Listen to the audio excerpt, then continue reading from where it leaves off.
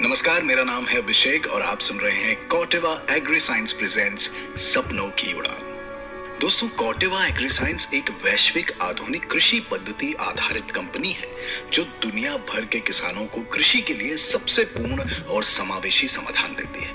इसमें उपज और लाभप्रदता में वृद्धि, उत्पादकता को अधिकतम करने के लिए उन्नत बीजों का इस्तेमाल, फसल सुरक्षा और डिजिटली समस्याओं का संतुलित और पूर्ण समाधान शामिल है। आइए सुनते हैं आज की कहानी। एक बड़ी खूबसूरत सी कहावत है, कहते हैं जहां चाह वहां राह। और दोस्तों, इस कहावत का मतलब यह है कि अगर कुछ कर गुजरने की इच्छा शक्ति हमारे पास हो, अगर हम कुछ हासिल करना चाहते हैं और अपनी सोच पर यकीन करते हैं, तो निश्चित रूप से ही उस काम को करने की राह खुद ब खुद आसान हो जाती है। आज की कहानी एक ऐसी ही महिला किसान की है जिसने अपनी उसी चाह के लिए एक राह तलाशी, मुश्किल रास्ता तय किया और अपने हौसले की बदौलत मंजिल पाई, साथ ही दी अपने सपनों को उड़ान। आइए आज आपको सुनाता हूँ एक महिला किसान मीराबाई की कहानी। नमस्ते भैया, मेरा नाम मीराबाई है। मैं ग्राम कुंजर की रहने वाली हूँ। मेरी पंचायत पचपेड़ी है। मेरा लोकेशन लामता है, जिला बालाघाट है। दोस्तों, मीराबाई मध्य प्रदेश के जिस गांव कुंजर की रहने वाली थी, वहां वो एक समिति जिसका नाम नर्मदा स्वयं सहायता समूह है, उसकी एक सदस्य थी। इस समूह में उनके जैसी कई महिला किसान शामिल थी। समूह की बैठक में अक्सर ये महिला किसान आपस में खेती में हो रही अपनी परेशानियों को साझा करती और ये चर्चा करती कि खेती में उपज को कैसे बढ़ाया जा सके। लेकिन जब खेती की तकनीक ही पुरानी और साधारण हो, तो भला उन्हें अच्छी उपज कैसे मिल सकती थी। और पुरानी तकनीक से खेती करने में मीरा को भी कई समस्याओं का सामना करना पड़ रहा था। पुरानी विधि से ऐसा है कि खेती को पहले ट्रैक्टर भी उतनी नहीं चलती थी। दिन भर कचरा बिनाई चालू थी हमारी लेबर। हम घर के आदमी करते थे, लेबर नहीं मिलते थे तो उसमें खार तैयार करते थे। फिर उसके बाद में खार बोते थे हम लोग। फिर वो 20-21 दिन की खार हुई, हमारी इतनी खार आई तो उसमें हम परा लगाना चालू कर देंगे कि ऊपर का पानी आएगा, परा लगाएंगे। इस हिसाब से हम लोग परा लगाते थे। उसके बाद कचरा भी होता था तो उसको निंदाई भी करना था हमको। दवा ववा का तो कोई उपयोग नहीं करते थे हम लोग। इतनी मेहनत और इतना काम करने के बाद भी मीरा को सुकून नहीं था। और वैसे भी खेती के लिए इतनी मेहनत करना उसके लिए एक आम बात हो चली थी, जिसे वो हर रोज कर भी रही थी। लेकिन अपने खेत में इतनी मेहनत करने के बाद भी उसकी उम्मीद मौसम पर ही टिकी रहती थी। आखिर कब बारिश होगी, कब फसल अच्छी होगी। और अगर बारिश अच्छी नहीं हुई तो उपज भी निराशाजनक होती थी। निंदाई के बाद क्या है, फिर वो धान में भी थोड़ा हवा पानी चल जाए, समय आया तो अच्छी बारिश होती थी तो धान होता था, बारिश नहीं हुई तो धान भी कमजोर होता था। दोस्तों, कड़ी मेहनत और मौसम के ऊपर निर्भरता की दोहरी मार झेल रही मीरा जीवन में कई कष्ट और भी झेल रही थी। उसे अपनी लागत और खेती में होने वाले पूरे खर्च का हिसाब भी लगाना होता था। और फिर उसकी मेहनत का पूरा फल यानी उपज भी बहुत कम होती थी। अच्छा, अब मैं आपसे एक सवाल पूछता हूँ, जरा आप बताइए, एक महिला किसान जो हर रोज खेतों में कुदाल लेकर काम करती है, कड़ी धूप और बरसती बारिश में अपनी मुट्ठियों से खरपतवार छांटती है, क्या वो उसकी मेहनत के अनुरूप फसल की हकदार नहीं है? जाहिर है आपका जवाब होगा बिल्कुल है, क्यों नहीं। मीरा को उसकी मेहनत का पूरा फल मिलना चाहिए, उसकी फसल बहुत अच्छी होनी चाहिए। पर जानते हैं, सच्चाई इससे बिल्कुल अलग थी। मीरा की 1 एकड़ की खेती की लागत बहुत ज्यादा आती थी, लेकिन उसके मुकाबले फसल की पैदावार बहुत कम। तो लागत बहुत ज्यादा लगता था हमको परा लगाने में। कम से कम 15,000 1 एकड़ में 15,000 रुपया लगना ही था। जी हाँ, बिल्कुल सही सुना आपने। उसकी फसल की पैदावार केवल 9 से 10 क्विंटल तक ही सीमित थी और बस इतनी सी फसल में उसका गुजर बसर होना मुश्किल होने लगा था। दोस्तों, मीरा के पीछे उसका अपना परिवार भी था और हर परिवार में अपने खर्च, अपनी जरूरतें भी होती है। रोजमर्रा के अपने सीमित खर्चे में अपना घर चलाने के साथ साथ मीरा को अपने बच्चों को अच्छी शिक्षा भी देनी थी। और बढ़ती महंगाई की वजह से उसका ये सब कर पाना मुश्किल हो जा रहा था। मीरा खेती में हो रहे कम लाभ से परेशान थी। उसे समझ नहीं आ रहा था कि उसकी समस्या का समाधान उसे कब और कैसे मिलेगा। लेकिन मीरा हार मानने वाले लोगों में से नहीं थी। वो अपनी समिति के लोगों से चर्चाएं करती रही, खेती में अपने लाभ को कैसे बढ़ाया जाए उस बारे में जानने की कोशिश करती रही, और तब एक दिन उसकी समस्या का समाधान खुद उसके सामने चलकर आ गया। समिति में जुड़े हम 2015 में, तो हम लोग को 2-4 साल तो हमारे ऐसे बीत गए।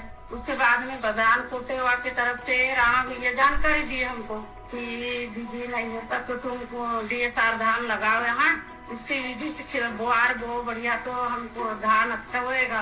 तो हम लोग 2-4 लोग ने हमने नाम लिखा है। दोस्तों, प्रधान और कोटेवा एग्री साइंस के लोगों ने जब मीरा को DSR तकनीक के बारे में बताया तो मीरा उनकी बातों से बहुत प्रभावित हुई। उसे बताया गया कि इस DSR विधि से खेती करने में उपज तो ज्यादा होती ही है, इसके साथ साथ बीज कम लगते हैं और पानी की भी कम जरूरत पड़ती है। दोस्तों, प्रधान और कोटेवा एग्री साइंस की DSR विधि के बारे में सुनकर मीरा को ऐसा लगा जैसे इसमें उसकी हर समस्या का समाधान है। और वैसे भी उससे तो अपनी लागत भी कम करनी थी और पैदावार भी बढ़ानी थी, और ये दोनों चीजें DSR विधि से खेती करने से संभव थी। तो फिर क्या था? अब मीरा पूरी जान से DSR विधि से खेती करने में जुट गई। उसने फसल बोने के लिए मिट्टी तैयार की और DSR विधि से बीज लगाना शुरू कर दिया। दोस्तों, क्योंकि DSR तकनीक मीरा के लिए एक नई तकनीक थी, और ये बात तो सब जानते हैं कि किसी नई तकनीक को अपनाने से पहले उसकी पूरी जानकारी होनी ही चाहिए। तो इस जानकारी को उस तक पहुंचाने में उसकी मदद की प्रधान और कोटेवा एग्री साइंस के लोगों ने। प्रधान और कोटेवा एग्री साइंस के लोगों ने न सिर्फ मीरा को प्रशिक्षण दिया, बल्कि समय समय पर उसे दवाएं भी दी। बीज बुआई के हर चरण के बाद उसके खेत का मुआयना किया और फसल के बोने से लेकर उसकी कटाई तक मीरा का पूरा साथ दिया। तो दवा डाली हमने, समय समय पर हमको दवा दिए भैया लोग ने, तो हमको धान की बढ़ोतरी अच्छी हुई। आखिरकार अब फसल की कटाई का वक्त आ गया था। मीरा को अब बस ये देखना था कि इस नई तकनीक से उसने जो खेती की है, क्या इस बार उसे उसकी मेहनत का पूरा हिसाब मिलेगा? क्या उसकी पैदावार बेहतर होगी?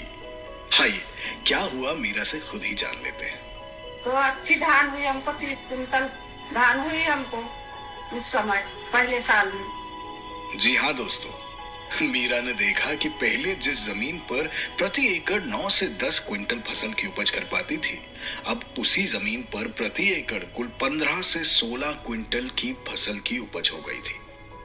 बात साफ थी, फर्क सामने दिख रहा था, और मीरा ने राहत की सांस ली। उसे खुशी हुई कि उसका फैसला रंग लाया है। मीरा की खेती में हुई बढ़ोतरी को देखकर आसपास के लोग भी बहुत प्रभावित हुए। प्रधान और कोटेवा एग्री साइंस के लोग तो उसके खेत पर विजिट करने भी आए थे, और ये वो वक्त था जब आसपास के किसानों ने भी DSR विधि से खेती करने की इच्छा जताई। लोग का कहना था कि अच्छी धान है। विजिट भी हुई, 3 बार विजिट हुई हमारे गांव में, हमारे घर में हुई विजिट करने भी आते थे बाहर के भैया प्रधान से। तो अच्छी धान है बोले, हम भी लगाएंगे बोलते थे। धान अच्छी थी उस साल, शुरू साल था हम लोग। जी हाँ, कोई तकनीक अगर असल में कारगर साबित होगी तो लोग उसकी चर्चा तो करेंगे ही। और आखिर आसपास के सारे किसानों ने भी कोटेवा एग्री साइंस की DSR तकनीक और मीरा के इरादों का लोहा मान लिया था। तो दोस्तों, मीरा की कहानी हमें बताती है कि अगर किसी कार्य को करने की इच्छा शक्ति हमारे पास हो तो उसे पूरा करने का रास्ता हमें मिल ही जाता है।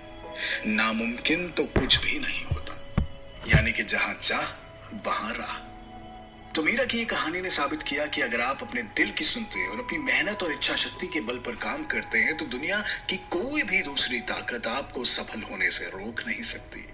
अपने गांव के लोगों के बीच मीरा आज एक उदाहरण है। लोगों को प्रेरित करती हैं और उनको और अपने सपनों को अक्सर देती हैं सपनों की उड़ान। तो दोस्तों, ये थी आज की कहानी कोटेवा एग्री साइंस प्रेजेंट्स सपनों की उड़ान में, मेरे यानी अभिषेक के साथ। जैसा कि कार्यक्रम की शुरुआत में मैंने आपको बताया कि कोटेवा एग्री साइंस एक वैश्विक आधुनिक कृषि पद्धति आधारित कंपनी है जो दुनिया भर के किसानों को कृषि के लिए सबसे पूर्ण और समावेशी समाधान देती है।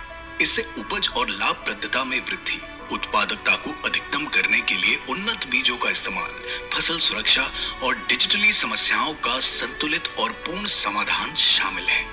मैं उम्मीद करता हूं कि आपको आज की ये कहानी पसंद आई होगी और इसने आपको एक सकारात्मक ऊर्जा दी होगी। अगले हफ्ते फिर लौटूंगा एक ऐसी कहानी के साथ। तब तक आप सुनते रहिए कोटेवा एग्री साइंस प्रेजेंट्स सपनों की उड़ान, मेरे यानी अभिषेक के साथ।